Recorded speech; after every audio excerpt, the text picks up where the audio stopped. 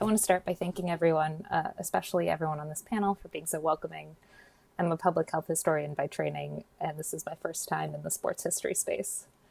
I started this paper after being unable to find answers to questions I had about historic WNBA contract negotiations. I wanted to know what players had asked for in the past, what the league had agreed to, and what this told us about the state of organized women's sports labor. After a lot of internet sleuthing, I was able to find all but the very first WNBA-CBA agreement. Analyzing and contextualizing those bargaining agreements forms the basis of this paper. There's so much I wanted to cover here but couldn't. But nevertheless, I hope you'll enjoy what I've been able to find, and I look forward to any questions or feedback you may have afterwards. In March of this year, the WNBA reached a historic collective bargaining agreement with the union representing the league's players, the WNBPA. Players celebrated the historic contract, which improved both benefits and pay on an unprecedented scale for the league. We're proud of ourselves, WNBPA Executive Committee President Nneka Ogwumike declared, and frankly, we always told you we were going to stand on business, and that's what this looks like. Average compensation increased to more than $500,000 per season, and players secured benefits that expanded what it meant to be working as a women's professional athlete. This conference paper explores the evolution of WNBA collective bargaining agreements since 1999, tracing the challenges faced by players as they sought to ensure fair compensation and working conditions from the earliest years of the league. It treats WNBA players not simply as athletes, but as highly skilled women workers in a global basketball labor market. Throughout the history of WNBA labor, outside leverage has proved the most potent negotiating tool for players. In the early years, that leverage was limited by the fragility of women's professional basketball in the United States. By the 2010s, the WNBA was stable enough that overseas leagues began to offer serious leverage for player bargaining, while social media channels and online news coverage brought new publicity to how league conditions negatively impacted players. But WNBA labor history is not just a story of forward marching progress. The CBAs have always worked best for experienced star players, though gains have increasingly been more evenly distributed. Players with the most visibility, seniority, and international earning power could make demands that players on the margins of the league could not. Again and again, the players least protected by collective bargaining were the players trying to enter or remain in the league. ABL players stranded after the league's collapse in 1998, rookies of all eras cut before they can establish themselves, players affected by shrinking rosters, and developmental players whose place in the league remains fragile even after the historic gains of 2026. The 2020 and 2026 CBAs mark a substantive evolution in how players were understood as people and workers by the WNBA. Earlier contracts borrowed heavily from the NBA model and treated players primarily as rostered labor whose value was measured through salary, service time, and availability. Later contracts began to acknowledge that WNBA players had needs that older models had excluded. Maternity leave fully funded, childcare, specialized mental health resources, and more protections for both pregnancy and injury. Players demanded a contract that fit their labor as women workers, not just as athletes. In that sense, WNBA labor history belongs not only to the history of sports unions, but also to the history of women's work and economic citizenship. The WNBA played its first season in 1997, a subsidiary of the Men's National Basketball Association, or NBA. Building on women's basketball enthusiasm from the 1996 Olympics, the early WNBA secured lucrative marketing and TV contracts through its NBA affiliation. The league's first few years enjoyed tremendous popularity, but the league felt little pressure to compensate players accordingly. Frustrated with cautious player compensation contracts in which the average salary was just over $25,000 per year, many WNBA players made the move to unionize. The union was organized in 1998. Initially, the union and players enjoyed substantial leverage and hopes were high. Average salaries in the WNBA's rival league, the ABL, were significantly higher, and the WNBPA had assistance from the powerful union representing NBA players. The first collective bargaining agreement between the WNBA and WNBPA was reached in 1999. Supposedly, and I haven't been able to find anything that contradicts this, the first labor agreement of its kind in all of women's professional sports.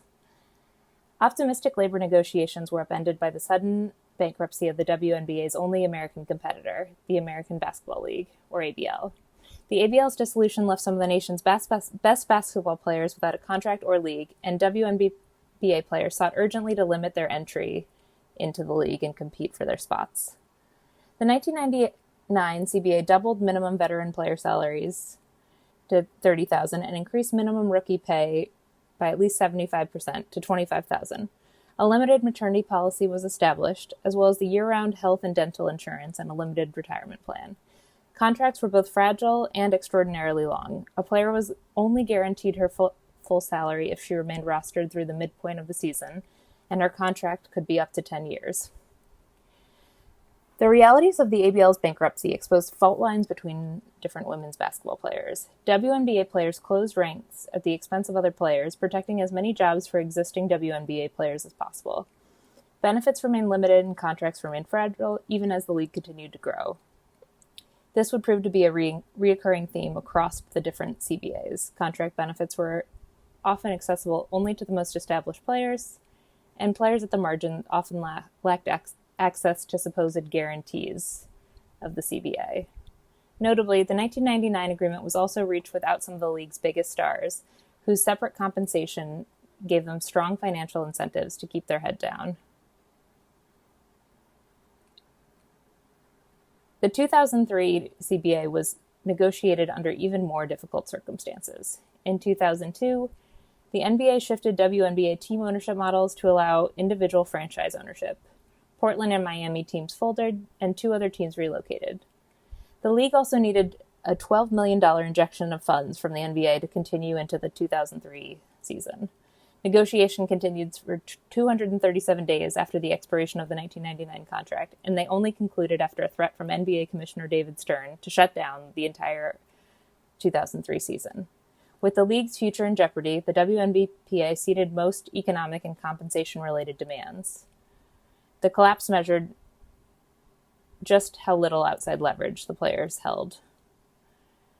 The 2003 contract was not without some important gains for players, though. Most importantly, it established conditions for free agency, which had not existed in any of the league's prior years. Salaries would increase 4% each year, but minimum salaries remained much lower than players wanted. The 2003 contract also provided for a maternity policy that was insufficient. Players received only 50% pay, and if their contract was terminated, their insurance would end the day their child was born. The 2008 CBA and the 2009 amendment. Though 2008 saw a slight reversal in declining viewership and attendance figures, the league struggled to maintain its early momentum. Franchise instability and the ongoing Great Recession added further uncertainty. The 2008 CBA kept most of the same structure and language as the 2003 CBA. Salaries continued to increase incrementally each year, and some small quality of life improvements were secured for experienced veterans. Notably, insurance no longer cut off after the birth of a player's child, but instead allowed for 3 additional months after a player's child was born. The WNBA symbolically relented on revenue sharing, but no team ever reached the benchmarks that would trigger it. In 2009, the WNBPA and WNBA agreed to amend the 2008 CBA. The amendment reduced team roster slots from 13 to 11 and training camp roster slots from 18 to 15. This roster reduction saved a relatively small amount of money, but was experienced immediately by players. Just 2 injuries on a team's roster meant that there would not be enough players for the team to scrimmage and practice. The roster sizes would continue to be an issue in all subsequent CBA negotiations. According to WNBA star Candace Parker, the 2014 CBA negotiations represented a shift in engagement among union membership. WNBA players were eager to secure better contract terms, and they were willing to play the 2013 WNBA finals with an expired CBA. Reversing the 2009 roster size amendment dominated negotiations. However, the WNBPA secured just a single additional roster spot, bringing rosters to 12 players by the start of the 2014 season. The 2014 CBA was the first contract to deal with off-season international play, adding explicit incentives and penalties designed to get players to reduce overseas commitments. A time-off bonus reflected WNBA awareness that additional play strained player health and negatively impacted the league's commercial product. but this time-off bonus was a far cry from money that the players could make abroad. If the time-off bonus was the carrot, new mandatory fines were the stick. The WNBPA struggled to secure meaningful additional changes to pay and working conditions in the 2014 CBA. Revenue sharing agreements were updated, but the aspirational benchmarks were yet again never reached during the contract. Star players and veterans continued to benefit more from negotiations than the majority of players. The stick in the 2004 CBA, the fines for overseas play, caused immediate backlash, and players successfully campaigned to amend the contract before the 2016 season. In 2015, star player Diana Taurasi had skipped the WNBA season to play in Russia. Taurasi's decision emphasized the competition that the WNBA faced from outside leagues, and the upcoming Olympics added further motivation to revise the policy on fines for overseas plays. The next CBA in 2020 transformed expectations of what the WNBA owed its players, even as the contract left many demands on the table. Recent league history, better negotiation preparation, and larger societal developments and technologies combined to give players new leverage. High-profile stories from the late 2010s played a central role in the 2020 contract negotiations. Player Skylar Diggins used Twitter in 2019 to call attention to her own experiences with pregnancy and maternity policies, helping make better working conditions for mothers a top priority. The move succeeded. The 2020 CBA increased maternity leave pay from 50 to 100% of contracted salary during 3 months of maternity leave. The contract also added child care assistance, nursing accommodations, family housing guarantees, family housing and fertility benefits, although only for 8-year veterans, and provisions for trained mental health providers in each market. These terms began to define the league's obligations around the actual lives of its players. Injuries and league breaks from other stars called attention to the continued issues with overseas plays. Most significantly, Breanna Stewart ruptured her Achilles abroad shortly before the 2019 season, and her absence was a fresh memory during negotiations. The 2020 agreement settled on a combination of pay increases and a new rule called prioritization, which required players to prioritize league play or be suspended for the WNBA season. While players celebrated substantial salary gains, their salaries still failed to match what many could make abroad. Breanna Stewart put the issue directly. With prioritization, you're cutting off one of my sources of income and not substituting it. Prioritization ultimately protected owners and league interests more than the players. Social media platforms gave players a critical conduit to share labor conditions and demands directly with the public. Though difficult to measure impact, technologies allowed direct public engagement and were critical in pressuring the WNBA for better benefits and contract terms. The 2020 CBA also expanded many veteran benefits to all players, as well as expanding the terms themselves. Furthermore, the 2020 CBA also made the most ambitious updates to revenue sharing and financial reporting yet of any contract, although the contract language was uniquely susceptible to the economic impacts of the COVID-19 pandemic.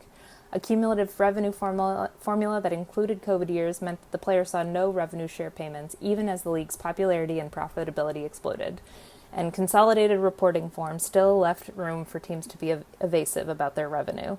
Finally, what we know about the 2026 CBA, the next CBA to follow up 2020, confirms the central pattern of this paper. WNBA players gained the most when they could leverage outside opportunities against league demands. In 1999 and 2003, that leverage was constrained by the fragility of women's professional basketball in the United States. By 2020, overseas leagues, public criticism from star players, and new social media platforms gave the WNBPA more ways to expose the costs of underinvestment. In 2026, the WNBPA negotiated in a very different environment than before. The WNBA was flourishing, a new domestic league presented a competitive alternative, and players persuasively made the case that the league's new success depended on their labor and visibility. The 2026 agreement changed the economic logic of the WNBA CBA. For the first time, player compensation is tied to a much larger share of team and league revenue. The salary cap for teams jumped to $7 million in 2026. Average salaries are projected at $583,000. Maximum salaries reach $1.4 million, and minimum salaries rose somewhere between $270,000 and $300,000. Finally, meeting the long-time demands of players, the WNBA now offers enough in salary guarantees that players will not have to compete abroad or in off-season domestic leagues if they do not want to. The agreement also allowed charter planes, improved facility and staffing standards, expanded retirement and family benefits, and it created new salary cap exceptions for injured and pregnant players.